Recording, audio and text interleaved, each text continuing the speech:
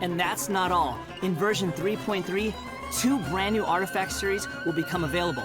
So travelers should be sure to check out the corresponding domain. Woo! More artifacts! All right. I hope travelers will have fun experimenting and trying new combinations with these. Alright, YouTube frogs, we got an announcement in the 3.3 live stream that you just saw that we have a brand new artifact domain arriving, bringing 2 new artifact sets. Let's waste no time and discuss who these pieces are best for in comparison in efficiency versus the previous 3.0 domain Deepwood Gilded. So, we first got Desert Pavilion Chronicle. 2-piece Anemo damage bonus plus 15%, and 4-piece, when charge attacks hit opponents, the equipping character's normal attack speed will increase by 10%, while normal charge plunge damage will increase by 40% for 15 seconds.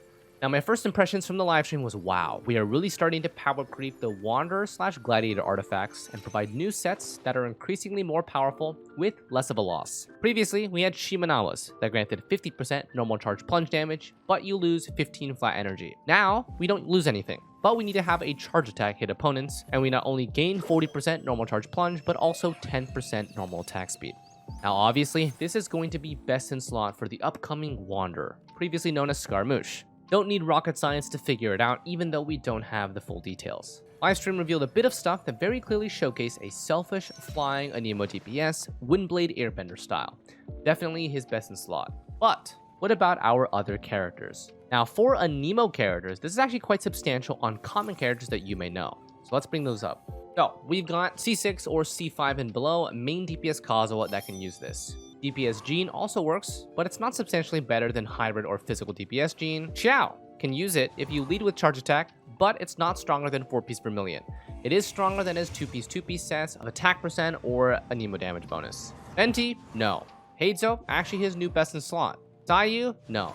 Sucrose, not really. Beardess Inventor is better in almost every situation. So, this artifact set is quite nice for most of our Anemo DPS. The common characters that can actually use it may find it quite nice. Resin efficiency for this in particular is only worth it for dedicated Wanderer mains. Now, in general, the 4-piece set is quite nice for certain main DPS type characters. However, because it does need a charge attack to activate, Claymore and Bow characters are much clunkier to use and wouldn't recommend. Sword, Catalyst, and Spear users can activate their charge attack very quickly without much time loss, therefore making this set usable on those weapon type characters that don't even care about the Anemo damage bonus. However, to my knowledge, none of our existing characters are stronger with this set. This is merely a side grade or slightly weaker than their dedicated older pieces and not resin worth for that purpose. When it comes to comparing this to, for example, Gladiator set, Wanderer set, Shimenawas, or Heart of Depth, which are all relatively related to this, the 2-piece from those corresponding sets, whether it's attack percent, elemental mastery, or hydro damage bonus,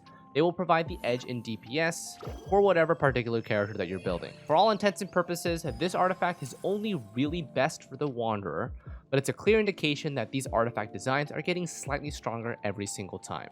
Now for the juiciness. Flower of Paradise Lost. It's a very similar comparison to the recently released Gilded Dreams. This set provides an equivalent 2-piece of 80 elemental mastery, with the 4-piece granting a direct bloom-related reaction damage increase by 40%. This can increase by 25% of 40%, so it's adding 10%, so like 40 to 50, when the equipping character procs a bloom-related reaction. This can stack up to 4 times for a 100% bonus of 40%, so 80% maximum, and can trigger off-field. So, you're getting a 40 to 80% bloom-related boost versus up to plus 150 elemental mastery from Gilded Dreams 4-piece.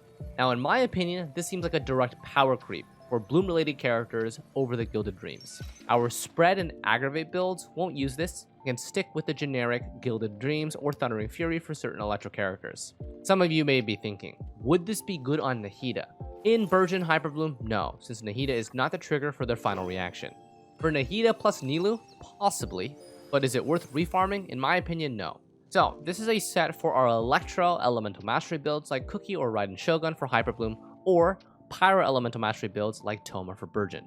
The unfortunate reality is that this artifact set is not with the 4-piece Deepwood, so the resin efficiency goes down tremendously because you can't farm for more multiple builds in the same domain. Due to this reality, a lot of you may be content with Gilded plus Deepwood combo, and that's perfectly fine.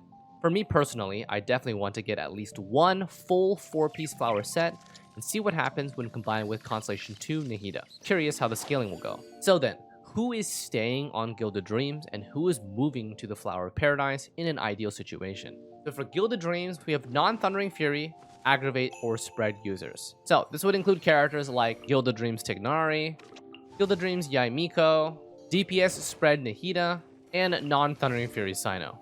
Characters that would optimize for Flower of Paradise are our Hyper Bloom / Burgeon enablers and Nilou Super Bloom enablers. This would include Elemental Mastery Raiden Shogun, or Cookie, Elemental Mastery Toma, or another Pyro Burgeon enabler, and then either our Hydro characters or the Dendro proc for Super Bloom and Nilou comp. Now, because we have this layout, right, we have Gilded Dream set, we have this 4-piece flower set coming out, Nahida is most likely the Dendro user in all of these related team compositions, meaning that almost always she'll be holding 4-piece Deepwood Memories so that you don't have to worry about who's holding what on every team. This makes it so if we wanted to swap around 4-piece Deepwood, we would really like artifact loadouts, because it's really annoying to switch over. Personally, I'm keeping Nahida on 4-piece Gilded Dreams, but that's because my C6 Nahida is 4 DPS. And maybe we can get some artifact slots too, since now we have so many more new sets that we want at least one full set of, you know, that'd be nice. Alright, now the last thing to note about Flower of Paradise, and you guys probably may have noticed this, but this set is a pure Elemental Master reactive set. Its 4-piece has nothing to do with any sort of crit. Does that remind you of farming artifacts for a certain fish? Kokomi. But yeah, Flower of Paradise is a pure Elemental Mastery / Energy Recharge artifact set. Those crit stats you're going to hope to avoid like the plague and pray that they only show up on the Desert Pavilion set for your juicy Anemo DPS. So in general, we've got 2 brand new artifact sets that are in fact best in slot for certain characters existing and upcoming. Which means, for those interested in both Wanderer and upgrading your Bloom related team comps, this artifact domain might be worth your time. I'm personally going to be stocking up as much resin as possible, hopefully hitting 2,000 plus for the new patch for a new video on the new artifacts. Hopefully, we get something decent. And that's it. Thanks for watching. Don't forget to like and subscribe. And as always, we'll see you next time. Take care.